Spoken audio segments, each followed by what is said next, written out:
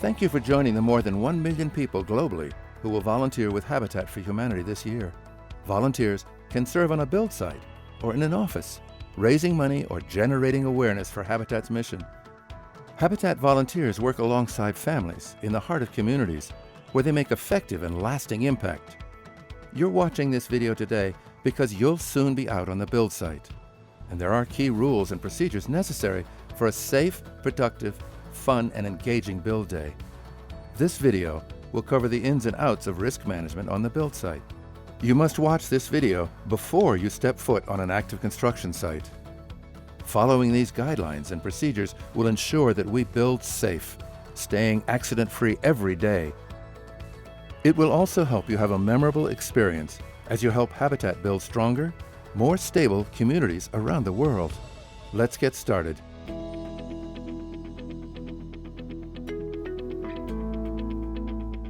We'll begin by discussing how to prepare for your construction experience before you arrive at the build site. Safety starts even before you arrive on the build site. Wear clothing that's appropriate for the work and weather conditions. You should dress comfortably, but don't wear loose or baggy clothing. Pants and overalls should fit properly and have legs without cuffs. Shirts and jackets should be kept buttoned, and sleeves should also be buttoned or rolled up. Sleeveless shirts, tank tops, and shorts are not recommended because covering your skin protects from cuts, abrasions, and sunburn. Don't wear jewelry or watches, and if possible, leave purses and wallets at home. Cell phones can allow you to gather great memories from your experience, but using your phone in an active construction area can be hazardous. If you do need to take a call or want to get that great picture, be mindful of your surrounding, or step out of the construction area. Shoes should be sturdy with thick soles. Wear steel-toed shoes or work boots if you have them. Summer heat can be a hazard, so be sure to drink plenty of fluids, drink often, and take breaks. Heat exhaustion is triggered by excessive sweating and not drinking enough fluids. Serious cases of heat injury can lead to life-threatening heat stroke.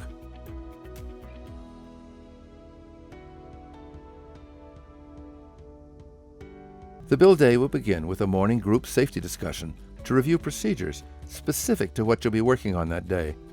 Please let your site leadership know if you're uncomfortable performing any tasks. The site leaders are the key on-site, go-to personnel every volunteer should know before beginning work. If you have any questions, they are the ones to ask.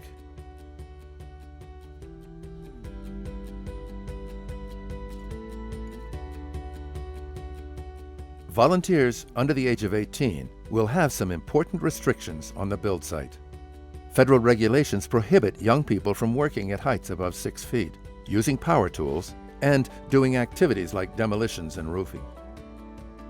Power tools are defined as any tool with a motor, as well as air-powered or pneumatic, used for or designed for cutting, shaping, nailing, stapling, punching wood, metal, or similar materials. There are some exceptions, so please work with the site leader before the day starts to find the best activities you can be involved in.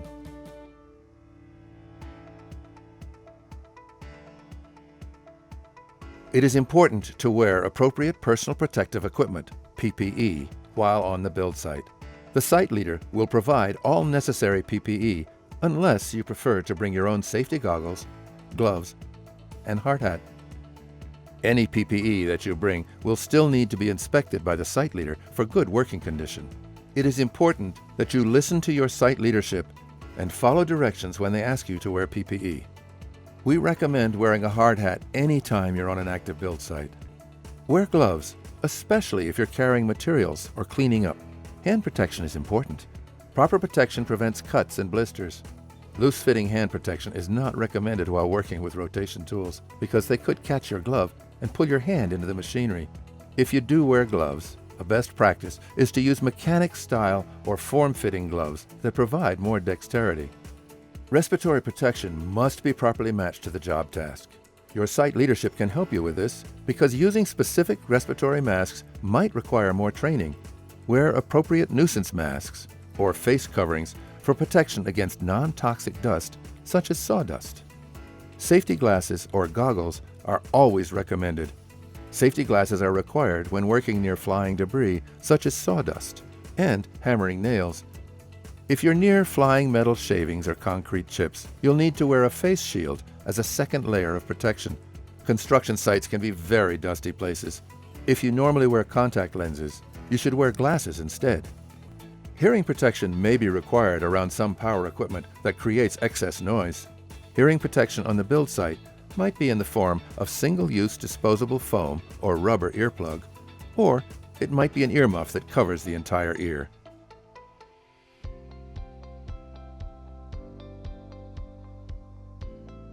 Before using any product like glue, caulking, or paint, be sure to ask your site leader about the hazard. Don't be afraid to tell a teammate to stop working if they don't look well or are working in an unsafe manner. If the volunteer resists, alert the construction site leader. If your buddy suggests you take a break, accept their recommendation. Reflexes, balance, flexibility, and upper body strength typically weaken with age, as does the ability to recover from an injury. But whatever your age or physical condition, don't lift heavy items or work from heights beyond your comfort and capacity. Be aware of your surroundings, especially when carrying long objects. Be aware of where your coworkers are and what they are doing around the build site. Don't back up or move in any direction where you don't have a clear line of sight. Never back up when you're on a roof.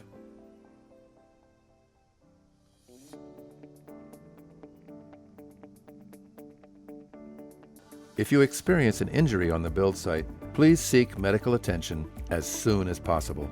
Don't wait until the end of the day to notify your site leader. In most circumstances, you'll be asked to complete a form with information about the incident.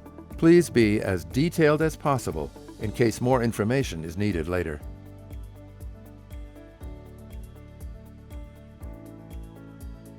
If you have basic hand tools such as hammers, tape measures, carpenter pencils, tool belts, or basic woodworking tools, bring them.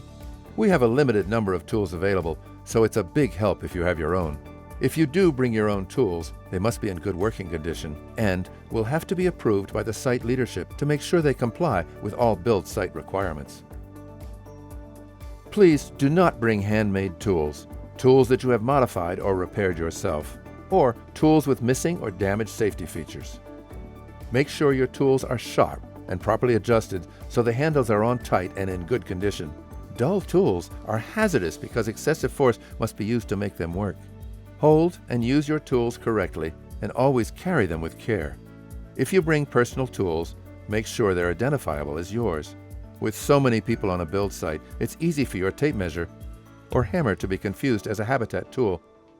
Brightly colored tape or markings make it easier to quickly spot your tools and let others know they're not habitat property. We can't overstress the importance of exercising extreme care when using power tools. A serious injury can easily occur if you're not familiar with the correct procedure of operating power tools. Before you begin, make sure you understand all safety procedures involved and have been instructed on the proper use by a site leader. In general, if you use the tool safely and as designed, you will use it correctly. Don't forget to inspect the tool for defects or safety hazards before use. When using a power saw, for example, make sure that what you're cutting is properly supported and that your power saw is properly adjusted and tightened. Make sure the blade is clear before starting the saw. A jarring kick can occur if the blade is touching the wood when you power it on. Table saws must have guards installed and must be in good working condition. Remember to never reach under material being cut. Always unplug saws or power tools before changing or adjusting blades, drill bits, or other accessories. Under no circumstances should you bring a nail gun to a habitat build site. Nail guns can be very dangerous when used by inexperienced volunteers and are used in specific situations by trained users, so please use hammers only.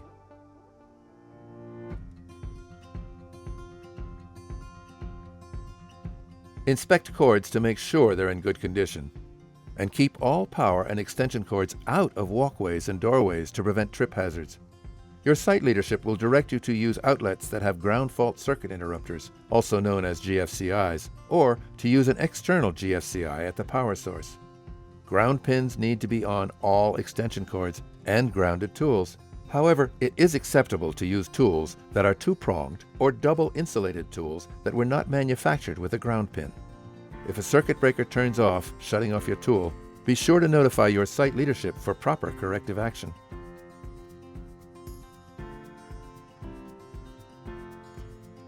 Good housekeeping refers to the overall neatness and orderliness of a build site.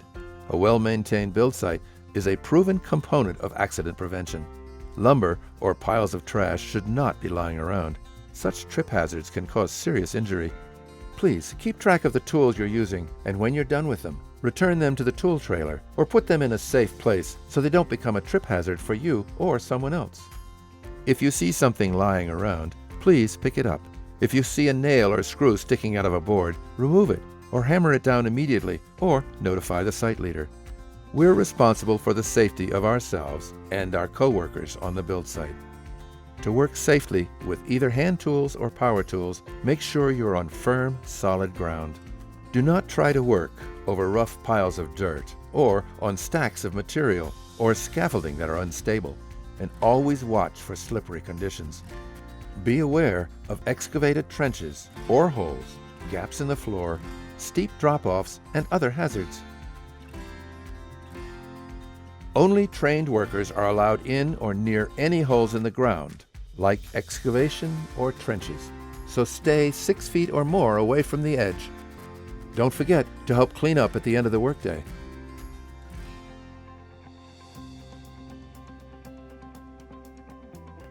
There are usually temporary overhead power lines on site, so be extra careful while carrying ladders and lumber. Aluminum ladders and long-handled tools such as paint extension poles are not allowed near overhead power lines. Damp conditions will conduct electricity, causing shock and serious injury, even death, and could start a fire. And please, no smoking on the Habitat build site.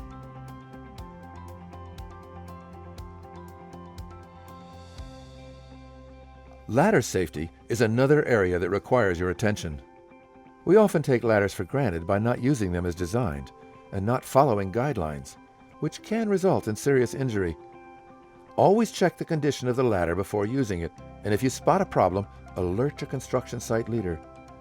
Use a ladder only for its designed purpose, whether it is an extension ladder, step ladder, or leaning ladder. Do not use the top 2 steps or the braces of the ladder. They are not intended for climbing.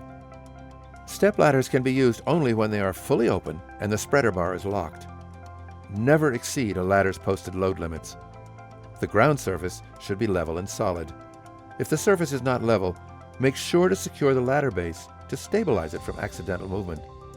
Use the rubber pads on solid surfaces like concrete, and use the swivel spikes in soil or gravel. Use the 4-to-1 rule. For every 4 feet in height, the base of the ladder should be 1 foot away from the house. Ladders extending onto the roof should extend at least 3 feet past the roof or working surface. Always face a ladder when climbing up or down. And always use 3 points of contact while climbing, 2 hands and 1 foot, or 2 feet and 1 hand. When stepping off the top of the ladder to another walking surface, be sure the upper part of the ladder is secure to prevent accidental movement. Always keep the exit points clean and clear of debris to prevent ankle twists or tripping hazards. Don't forget to remove all the tools from the top of the ladder before you move it. Guardrails may be used for roof edge protection, so use caution when getting near them. Railing systems are designed to have a 200-pound minimum downward and outward force, so do not sit or lean on them.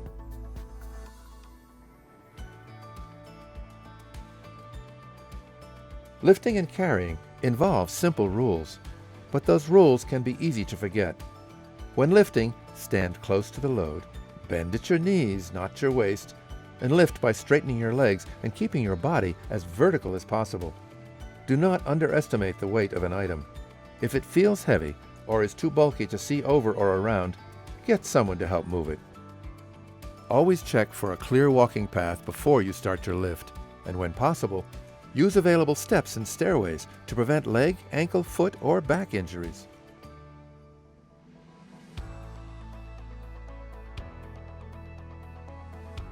Remember, most of what we discussed is just good common sense, but sometimes we forget things that are obvious. Forgetting is dangerous on a build site. If you spot an unsafe situation, calmly point it out to your site leaders. If you're not sure how to do something, just ask. And if you feel uncomfortable about how things are being done, tell your construction site leader. Thanks for your attention. Enjoy your day serving with Habitat for Humanity. We all want to build safe by staying accident-free every day, so our local homeowner family can enjoy the finished product, a decent, healthy, affordable home.